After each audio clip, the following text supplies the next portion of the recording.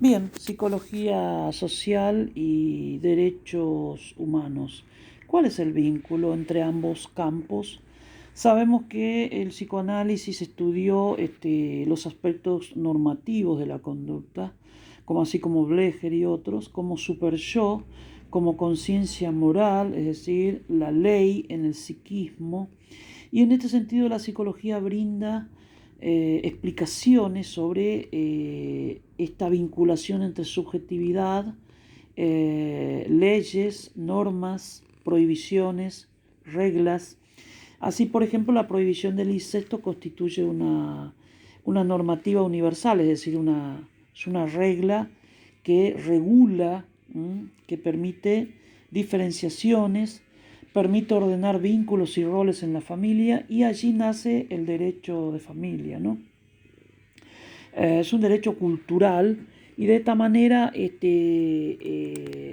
la psicología explica el proceso de construcción de las normas, es decir, cómo, cómo se construye los aspectos normativos de la conducta y por qué existen sujetos que transgreden una norma, por ejemplo, es decir, los delitos, es decir, estudiar estas cuestiones para poder encontrarle una explicación y para que podamos entender esta vinculación entre el campo del derecho que estudia las leyes que por supuesto regulan, ordenan y posibilitan una convivencia social ordenada. Por ejemplo, Freud nos habla de cómo se origina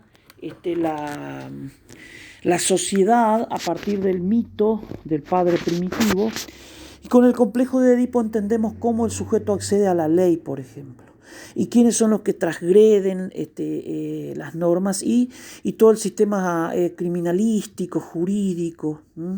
Estudiar también el tema de los derechos humanos, es decir, las normas, el deber de todo Estado, el deber de cuidar, de proteger, de garantizar. Las leyes tienen que, por ejemplo, los derechos del niño tienen que garantizar. Los adultos tenemos que garantizar la terminalidad de la escuela, es decir, la crianza de los chicos en el marco de los derechos del niño. Cada ítem da mucho para hablar. Los derechos de la mujer, derechos de géneros, para respetar las diferencias, LGTBI, CARE y otras. Hay más de 20 géneros que necesitamos visibilizar y respetar. Y el estudio de las violaciones a los derechos humanos, tanto en el campo político, que es el campo en donde más se visibilizó el tema por las represiones, por los totalitarismos, para prevenirlo, para sensibilizar, orientar, enseñar, utilizando el dispositivo de educación comunitario y popular. El aula de la comunidad, trabajar allí para desarticular mecanismos que violan los derechos del niño, como el maltrato, el abuso sexual, la violencia institucional en distintas formas, el maltrato a los pueblos originarios, respetar sus derechos, incentivar proyectos y participaciones.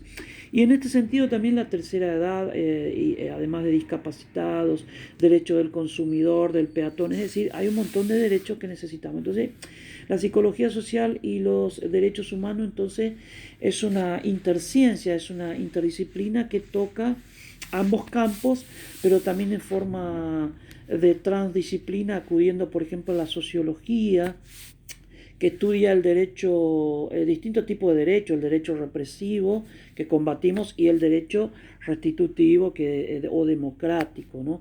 La personalidad autoritaria desde la psicología social de Freud, así como las desviaciones respecto de la norma siempre, ¿no? Esto de qué sería un desadaptado social. En definitiva, entonces se estudia las vinculaciones entre sociedad, sujeto, ley, normas, derechos, violaciones a los derechos, entre muchos otros temas.